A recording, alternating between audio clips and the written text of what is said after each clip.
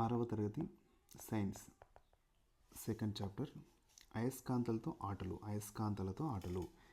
మీ బడి కార్యాలయంలో గుండు సూదులు ఉండే డబ్బా చూసి ఉంటాం కదా. ఈ డబ్బా మూత కొన్ని గుండు సూదులు అంటుకుని ఉండటం మీరు గమనించి ఉంటారు. ఇదే డబ్బా. ఈ డబ్బాకు గుండు సూదులు అంటుకుని ఉన్నాయి. మరి అయస్కాంతాలు అంటే ఏంటంటే ఫ్రిడ్జ్, ఇనుప బీరువాల లోహపు తలుపులకు రకరకాల బొమ్మలు గల లోహపు బిళ్ళలు అంటించి ఉండడం మీరు చూసి ఉంటారు కదా.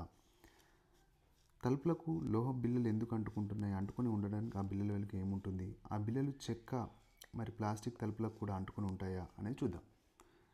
ఇక్కడ గుండు సూదుల డబ్బాకు మూతకు ఏ వస్తువులు అంటుకుంటాయో చూద్దాం. మీ బడి కార్యాలయంలోని గుండు సూదుల డబ్బాను తీసుకోండి. కొన్ని గుండు సూదులు, పేపర్ క్లిప్స్ ఇనుప మూలలో డబ్బాలో వేయండి. ఏం జరిగిందో గమనించండి. అదేవిధంగా చిన్న చిన్న కాగితపు ముక్కలు, పెన్సిల్, రబ్బర్ను ఆ డబ్బాలో వేయండి. మీరు ఏం గమనించారు? గుండు సూదులు, పేపర్ క్లిప్స్, ఇనుప మేకులు డబ్బా మూతకు అంటుకోవడం, పేపర్ ముక్కలు, పెన్సిల్, రబ్బరు ఆ డబ్బా మూతకు అంటుకోకుండా అందులో పడిపోవడం మీరు గమనిస్తారు. ఇలా ఎందుకు జరిగింది? గుండు సూదుల డబ్బా మూత లోపల భాగం ఒక ప్రత్యేకమైన పదార్థంతో తయారు చేయబడి ఉంటుంది. అది గుండు సూదులను, ఇనుప మేకుల వంటి ఇనుప వస్తువులను ఆకర్షిస్తుంది. అదేవిధంగా ఫ్రిడ్జ్లకు అంటించుకునే లోహ బిళ్ళల వెనుక కూడా అలాంటి ప్రత్యేకమైన పదార్థమే అమరి ఉంది. అందుకే అవి ఇనుప తలుపులకు అంటుకుని ఉంటాయి. ఈ ప్రత్యేకమైన పదార్థాన్ని మనం ఏమంటామంటే అయస్కాంతం అంటాము. అయస్కాంతం అంటాం. మరి అయస్కాంతం ఏ పదార్థాలు తయారు చేస్తారు? అయస్కాంతం ఎలా కనుక్కున్నారని చూద్దాం. ఇటువంటి ప్రశ్నలు చూద్దాం. ఇప్పటివరకు మనకు తెలిసిన అయస్కాంత పదార్థాల్లో నియోడైమియం అనేది బలమైన అయస్కాంతం. నియోడైమియం అనేది బలమైన అయస్కాంతం. అయస్కాంతాలు బలమైనది నియోడైమియం. అలాగే మరి ఈ అయస్కాంతం కథ ఏందో మనం చూద్దాం. సుమారు 2500 సంవత్సరాల క్రితం మ్యాగ్నస్ అనే గొర్రెల కాపరి రోజు తన గొర్రెలను మేపుతూ కొండల్లో తిరుగుతుండేవాడు. అతని చేతికర్ర అడుగు భాగాన ఇనుప తొడుగు ఉండేది. ఒకరోజు అతని గొర్రెలు మేస్తూ ఉంటే అతడు ఒక చిన్న కుంట ఒడ్డున కూర్చొని ఆ కుంటలోని నీళ్ళ అడుగున కనబడే గుల్కర్రలను తన కర్రతో అటు ఇటు కదిలిస్తున్నాడు. అప్పుడు ఆ కర్ర అడుగు భాగాన గల ఇనుప తొడుగుకి ఏదో అంటుకున్నట్లు అనిపించింది. బయటకు తీసి చూశాడు. ఒక రాయి అంటుకొని ఉంది. ఆ రాళ్ళను ఏమన్నా అంటే లోడ్ స్టోన్స్ అన్నాడు. Load stones. ఆ రాయి సహజ అయస్కాంతం. దీనికి ఇనుమును ఆకర్షించే ధర్మం అనేది ఉంది. మ్యాగ్నస్ అనే గొర్రెల కాపరి 2500 సంవత్సరాల క్రితం ఒక రాయి అంటుకుని ఉంది. ఆ రాళ్ళను లోడ్ స్టోన్ అన్నాం. అదే సహజ అయస్కాంతం. ఇనుమును ఆకర్షించే ధర్మం అనేది ఉంది. ఇంతకుముందు మనం చర్చించిన గుండు సూదుల డబ్బా మూత, ఇనుప తలుపులకు అతుక్కునే బిల్లులో ఉన్న అయస్కాంతాలు సహజ అయస్కాంతాలు కావు. అవి ఓన్లీ జస్ట్ మనకు కృత్రిమ అయస్కాంతాలు, అంటే మానవులు తయారు చేసిన అయస్కాంతాలు అన్నమాట. మరి ఏ ఆకారాలు ఉన్నాయి? వివిధ ఆకారాలు ఉన్న అయస్కాంతాలు. మనం రోజువారీ జీవితంలో చూస్తూ ఉపయోగించే అయస్కాంతాలు వివిధ ఆకారాలు ఉంటాయి. అటువంటి అయస్కాంతాలు కొన్నింటిని మనం చూద్దాం. దండ అయస్కాంతం. ఈ దండ అయస్కాంతం అని చూడండి. ఇక్కడ ఎస్, ఇక్కడ ఎన్, ఇక్కడ సౌత్ పోల్, నార్త్ పోల్. అలాగే వలయాకారపు అయస్కాంతం మీకు సర్కిల్ లాగా ఉంది. అలాగే బిల్ల అయస్కాంతం. బిల్ల అంటే మనకి ఇప్పుడు కాయిన్స్ లాగా ఉంటుంది. అలాగే గుర్రపు నాడ అయస్కాంతం. ఇది చూడండి, గుర్రపు నాడ. ఇది నార్త్ పోల్, ఇది లేకపోతే సౌత్ పోల్. ఈ గుర్రపు నాడ అయస్కాంతం అనేది చూద్దాం. సాధారణంగా ఇనుము, ఐరన్, నికెల్, రాగి, కోబాల్ట్, అల్యూమినియంల మిశ్రమాలతో శక్తివంతమైన అయస్కాంతాలను తయారు చేస్తారు. Very very important bit. ఇనుముతోని, నికెల్తోని, కాపర్, కోబాల్ట్, అల్యూమినియం ఇవన్నింటితోని మిశ్రమాలతో శక్తివంతమైన అయస్కాంతాలు తయారు చేస్తారు. అయస్కాంతాలు మరి ఏ పదార్థాలు ఆకర్షిస్తాయి? ఒక దండ అయస్కాంతం ఉంది. ఇనుప మేకును, పేపర్ క్లిప్స్, ప్లాస్టిక్ స్కేలు, గాజు ముక్క, ఇత్తడి తాళం చెవి, కాగితం ముక్క, ఇనుప బోల్టు, పెన్ను, బ్లేడు, పెన్సిల్, చాకు, స్టీలు చెంచా, శుద్ధ ముక్క, చెక్క ముక్కలు తీసుకోండి. ఒక్కొక్క వస్తువు అయస్కాంతాలు తాకించండి. అయస్కాంతం ఆకర్షించిందా లేదా అనేది కింది పట్టికలు రాసేస్తే సరిపోతుంది. మేక్ అనేది ఇనుము కాబట్టి కంపల్సరీ. స్కేలు కాదు, ఎందుకంటే ప్లాస్టిక్. అలా మిగతా అన్నీ కూడా మనము పేపర్ క్లిప్స్ కూడా అలాంటివన్నీ ఏందో చూడాలి. మరి అయస్కాంతం ఆకర్షించే పదార్థాలను ఏమంటాం అంటే అయస్కాంత పదార్థాలు అంటాం. అయస్కాంతం ఆకర్షించిన వాళ్ళని అనయస్కాంత పదార్థాలు అని అంటాం. అయస్కాంతం ఇనుము వంటి పదార్థాలను ఆకర్షించే గుణం ఉంది, అంటే ఆకర్షించే లక్షణం ఉంది. ఈ లక్షణాన్ని ఉపయోగించి మిశ్రమాల నుండి అయస్కాంత పదార్థాలు వేరు చేయడానికి అయస్కాంతాలు వాడుతున్నారు. మట్టి నుంచి ఇనుప రజను వేరు చేయగలమా అని చూద్దాం. ఒక దండ అయస్కాంతం తీసుకొని దాన్ని కొంతసేపు మీ పాఠశాల ఆట స్థలంలో మట్టిని అటు ఇటు దొర్లించి బయటకు తీయండి. ఏం గమనిస్తారు? అయస్కాంతం ఏదైనా అంటుకొని ఉందా? మట్టికి చెందిన నల్లని రంగులో గల కొంత పదార్థం ఇనుపరజను అయస్కాంతానికి అంటుకొని ఉండడం మీరు గమనిస్తారు. అంటే ఇనుపరజనును అయస్కాంతం నుంచి వేరు చేసి ఒక తెల్ల కాగితంలోకి తీసుకోండి, అప్పుడు కూడా తెలుసుకోవచ్చు. పూర్వం ఏం చేసేవాళ్ళంటే శత్రువుల నౌకల నుంచి మేకులను తొలగించి నౌకలను ముంచివేయడానికి గ్రీకు శాస్త్రవేత్త ఆర్కిమెడిస్ లోడ్ స్టోన్ అయస్కాంతాలను ఉపయోగించాడు. ఆర్కిమెడిస్ ఏం చేశాడంటే వాళ్ళ యొక్క శత్రువుల యొక్క నౌకల నుంచి మేకులను తొలగించి ఆ నౌకలను ఏం చేశాడు, డైరెక్ట్గా నీళ్ళలో ముంచివేశారు. ఆ మేకులు తీసేస్తే వెంటనే నౌక మునిగిపోతుంది. దీని గ్రీకు శాస్త్రవేత్త ఆర్కిమెడిస్ లోడ్ స్టోన్ అయస్కాంతాలను ఉపయోగించాడు. ఈ ఇనుపరజను దాచి ఉంచి తర్వాత కృత్యాలు ఉపయోగించండి. ఇప్పుడు దండాయస్కాంత ధృవాలు. ఇనుపరజను ఆకర్షించే లక్షణం దండాయస్కాంతం అంతటా ఒకే విధంగా ఉంటుందంటే ఉండదు. ఒక తెల్ల కాగితం తీసుకుని దాని మీద ఇనుపరజను పలచగా అంతగా ఏకరీతిగా ఉండే విధంగా చల్లండి. ఆ కాగితం కింద ఒక దండాయస్కాంతాన్ని ఉంచితే అటు ఇటు కదిలించండి. ఏం గమనిస్తామంటే తెల్ల కాగితం అంతటా ఏకరీతిగా చల్లిన ఇనుపరజను ఒకదాన్నొకటి ఎదురుగా కొంత దూరంలో గల రెండు ప్రత్యేక ప్రదేశాల్లో పోగడం మీరు గమనించవచ్చు. ఇనుపరజను పోగైన ఆ రెండు ప్రదేశాల మధ్య స్థలంలో కొంత ఇనుపరజను పలచగా అమరి ఉండడం కూడా మీరు గమనించారు. మరి కాగితం కింద ఉంచిన అయస్కాంతం వల్ల కాగితం పైన ఇనుపరజన అమరికలో మార్పు కలిగింది. కాగితం కింద అయస్కాంత కొనలు ఏ ప్రదేశంలో ఉన్నాయో కాగితం పైన ఆ ప్రదేశంలో ఎక్కువ ఇనుపరజను పోగైంది. అంటే అయస్కాంత కొన భాగాలు అయస్కాంతం మధ్య భాగం కంటే ఎక్కువ ఇనుపరజను ఆకర్షిస్తున్నాయి. దీన్ని బట్టి ఆకర్షించే లక్షణం అయస్కాంతం అంతటా ఒకే విధంగా ఉండక దాని రెండు కొనల్లో ఎక్కువగా ఉంటుందని తెలుస్తుంది. ఆ రెండు కొనాలే అయస్కాంత ధృవాలు. అంటే ఇక్కడ బిట్ ఏం చెప్తున్నా అంటే ఆకర్షించే లక్షణం అయస్కాంతం అంతటా ఒకే విధంగా ఉండదు, దాని రెండు కొనలో ఎక్కువగా ఉంటుంది. ఆ రెండు కొనలనే అయస్కాంత ధృవాలు అంటాం. మరి దండాయస్కాంతంలో దిక్కులను ఎలా కనుక్కుందామని చూద్దాం. ఒక దండాయస్కాంతం తీసుకుందాం. పురిలేని సన్నని దారం కట్టి పటం 4లో చూపినట్లు భూమికి సమాంతరంగా ఉండే విధంగా ఒక స్టాండ్కు వేలాడదీస్తాం. ఆ దండాయస్కాంతం నిశ్చల స్థితికి వచ్చిందా కొద్ది సమయం ఆగండి. అయస్కాంతం నిశ్చల స్థితిలో వచ్చాక అది ఉత్తర అంటే నార్త్ పోల్, సౌత్ దిక్కులను సూచిస్తుందని మీరు గమనించవచ్చు. ఉత్తర దిక్కును సూచించే అయస్కాంతం కొన్ని ఏదైనా రంగుతో గుర్తుపెట్టండి. అంటే ఇలా చూస్తే ఇది నార్త్ పోల్, సౌత్ పోల్ అని చెప్తుంది. అంటే ఇది ఇక్కడ తెల్ల కాగితం పైన ఈ యొక్క ఇనుపరజను తీసుకుంటే ఇక్కడ ఎక్కువ మటుకు ఇక్కడ నార్త్ పోల్, ఇక్కడ సౌత్ పోల్. అంటే ఎక్కువ మటుకు అంటే మధ్యలో ఎక్కువ మటుకు కాకుండా ఎక్కువ మటుకు కొనాలకే ఎక్కువ మటుకు మనకు ఆకర్షించే గుణం ఉంటుంది ఈ యొక్క అయస్కాంతం. మరి ఒక ఉక్కు కడ్డీ చుట్టిన తీగ చుట్టును ఉపయోగించి ఏం చేస్తామంటే విద్యుత్ అయస్కాంతాన్ని తయారు చేస్తాం. ఒక ఉక్కు కడ్డీ చుట్టు, ఇది ఒక ఉక్కు కడ్డీ అంటే ఒక ఉక్కు కడ్డీ చుట్టిన తీగ చుట్ట, ఇదంతా చుట్టిన తీగ చుట్ట, ఇది మనకు విద్యుత్ అయస్కాంతం. ఇలా తీగ చుట్టగా విద్యుత్ అయస్కాంతంగా మారుతుంది అంటే తయారవుతుంది అన్నట్టు. ఇప్పుడు ఆ అయస్కాంతాన్ని కొద్దిగా కదిలించి తిరిగి అది నిశ్చల స్థితికి వచ్చే వరకు ఆగండి. స్వేచ్ఛగా వేలాడదీయబడ్డ దండాయస్కాంతం ఎల్లప్పుడూ ఉత్తర దక్షిణ దిక్కులను సూచిస్తుంది. మీరు రంగు గుర్తు పెట్టిన కొన ఎల్లప్పుడూ ఉత్తర దిక్కుని సూచిస్తుంది. ఈ కొనలో అయస్కాంత ఉత్తర ధ్రువం ఉంటుంది, అయస్కాంత రెండో కొనలో దాని దక్షిణ ధ్రువం ఉంటుంది. ఇది దక్షిణం దిక్కును సూచిస్తుంది.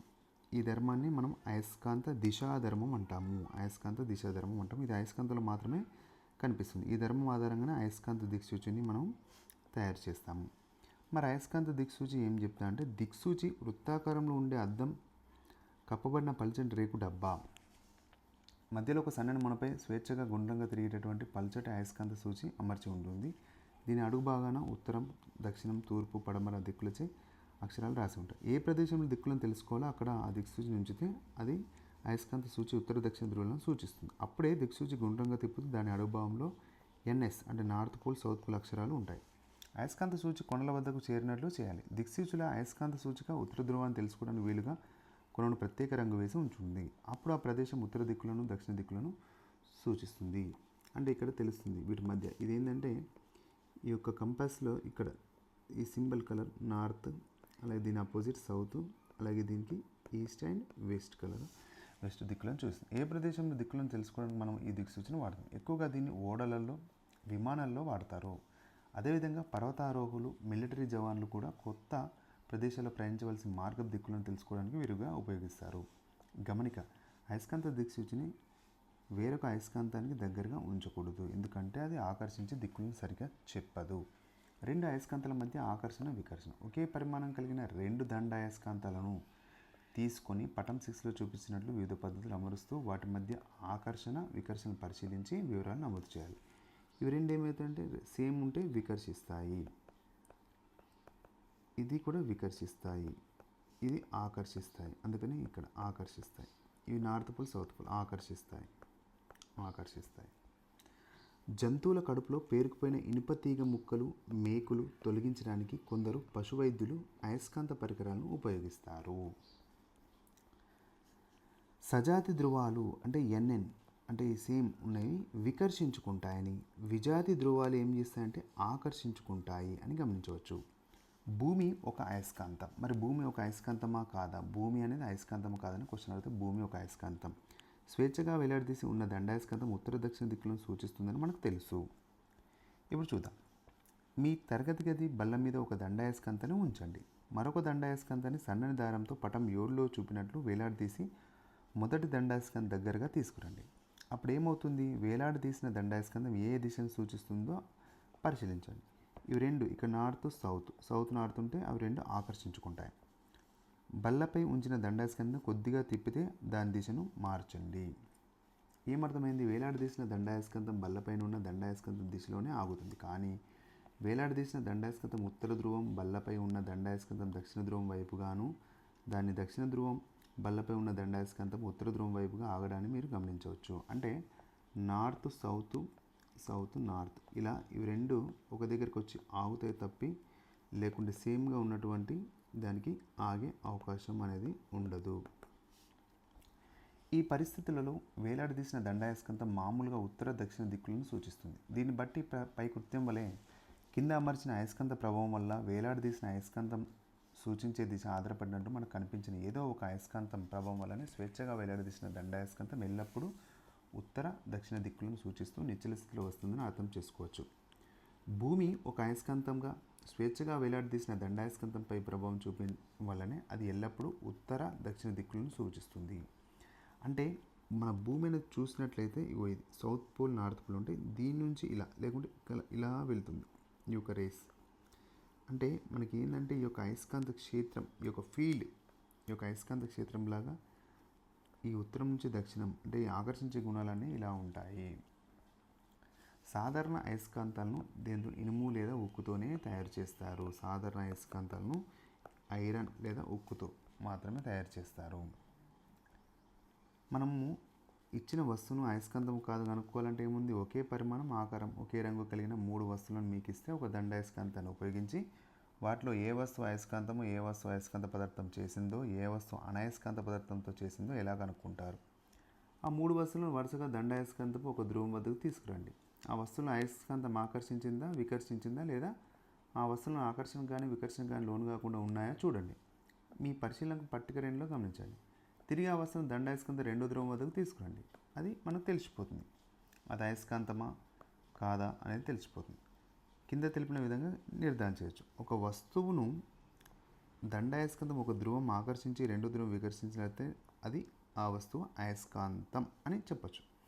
ఒక వస్తువు దండాయస్కాంతం 2 ధ్రువాలు ఆకర్షించినట్లయితే ఆ వస్తువు అయస్కాంత పదార్థంతో తయారైందని చెప్పచ్చు. మరి ఒక వస్తువు దండాయస్కాంతం 2 ధ్రువాలు ఆకర్షణ వికర్షణ చేయకపోతే ఆ వస్తువు అనయస్కాంత పదార్థంతో తయారైనట్టు చెప్తుంది. అంటే ఇది ఇక్కడ ఫస్ట్ సెకండ్ థర్డ్. అయస్కాంతాన్ని తయారు చేద్దాం. మరి ఒక సన్నని ఇనుప మేకును తీసుకొని బల్ల మీద ఉంచండి. ఆ ఇనుప మేకు ఇంతకుముందు ఏ అయస్కాంత ప్రభావం లోను కానిదే ఉండాలి.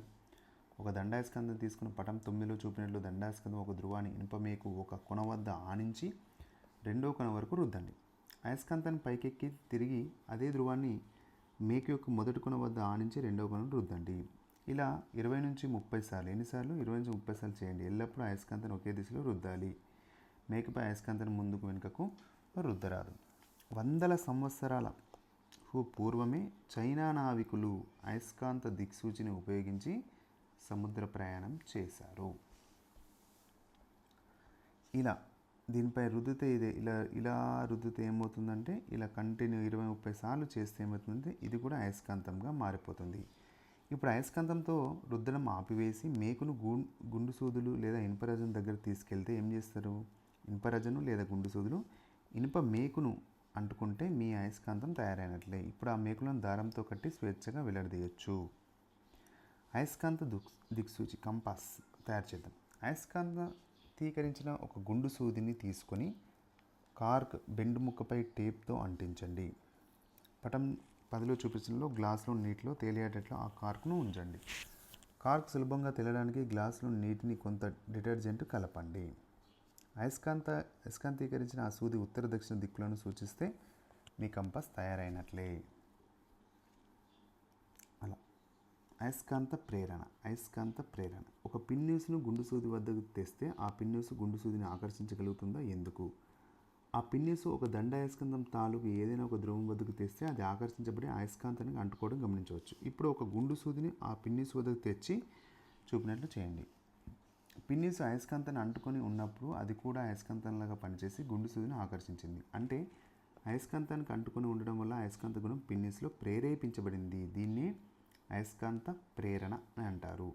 ఒక చేతిలో దండ అయస్కాంతం, మరో చేతిలో ఒక పిన్నీసు పట్టుకోండి. పటం 1 చూపించినట్లు పిన్ను అయస్కాంతం తలకు ఒక ధ్రువానికి దగ్గరగా ఉండేటట్లు పట్టుకోండి. పిన్ను అయస్కాంతాన్ని అంటుకోకుండా జాగ్రత్త పడండి. భూమి యొక్క అయస్కాంత క్షేత్రం దండాయస్కాంతపు మధ్య భాగంలో ఉండే అయస్కాంత క్షేత్రం వలె ఉంటుంది. భూమి యొక్క అయస్కాంత క్షేత్రం దండాయస్కాంతపు మధ్య భాగంలో ఉండే అయస్కాంత క్షేత్రం వలె ఉంటుంది. ఒక గుండు సూదిని తీసుకుని మీ చేతిలో పిన్నీసును తాకించమని మీ స్నేహితుడు చెప్పండి. ఆ పిన్నీసు గుండు సూదిని ఆకర్షించడం మీరు గమనిస్తారు. దీన్ని బట్టి అయస్కాంతం దగ్గరగా ఉండడం వల్ల పిన్నీసులో అయస్కాంత లక్షణం ప్రేరేపించబడి అది అయస్కాంతంగా ప్రవర్తిస్తుందని తెలుస్తుంది. ఒక అయస్కాంత పదార్థం ఒక అయస్కాంతానికి దగ్గరగా ఉన్నప్పుడు అది కూడా అయస్కాంత లక్షణం చూపడాన్ని అయస్కాంత ప్రేరణ అని అంటాము. ఇది అయస్కాంత ప్రేరణ. కీలక పదాలు: అయస్కాంతం, అయస్కాంత దిక్సూచి, అయస్కాంత పదార్థం, అనయస్కాంత పదార్థం, ఉత్తర ధ్రువం, దక్షిణ ధ్రువం, సజాతి ధ్రువాలు, విజాతి ధ్రువాలు, ఆకర్షణ, వికర్షణ, అయస్కాంత ప్రేరణ. ఏం నేర్చుకున్నాం? లోడ్ స్టోన్ అనేది ఒక సహజ అయస్కాంతం. అయస్కాంతాలు వివిధ ఆకారాల్లో ఉంటాయి. అవి దండాయస్కాంతం, గుర్రపునాడ అయస్కాంతం, వలయాకార అయస్కాంతం, బిల్ల అయస్కాంతం. అయస్కాంతం ఆకర్షించే పదార్థాలను అయస్కాంత పదార్థాలు అంటాం. ఆకర్షించిన పదార్థాలను అనయస్కాంత పదార్థాలు అంటాం. అయస్కాంతానికి ఆకర్షించే గుణం కొనల వద్ద ఎక్కువగా ఉంటుంది. ఆ కొనలో అయస్కాంత ధ్రువాలు ఉంటాయి. ప్రతి అయస్కాంతానికి 2 ధ్రువాలు ఉంటాయి, ఉత్తర, దక్షిణ. స్వేచ్ఛగా వేలాడదీసిన దండాయస్కాంతం ఉత్తర దక్షిణ దిక్కులను సూచిస్తుంది. అయస్కాంత సజాతి ధ్రువాలు వికర్షించుకుంటాయి, విజాతి ధ్రువాలు ఆకర్షించుకుంటాయి. అయస్కాంతానికి దగ్గరగా ఉండడం వల్ల ఒక అయస్కాంత పదార్థం అయస్కాంత ధర్మాన్ని పొందినట్లయితే దాన్ని అయస్కాంత ప్రేరణ అంటాము. అయస్కాంతానికి దగ్గరగా ఉండడం వల్ల ఒక అయస్కాంత పదార్థం అయస్కాంత ధర్మాన్ని పొందినట్లయితే అది అయస్కాంత ప్రేరణ అంటాము.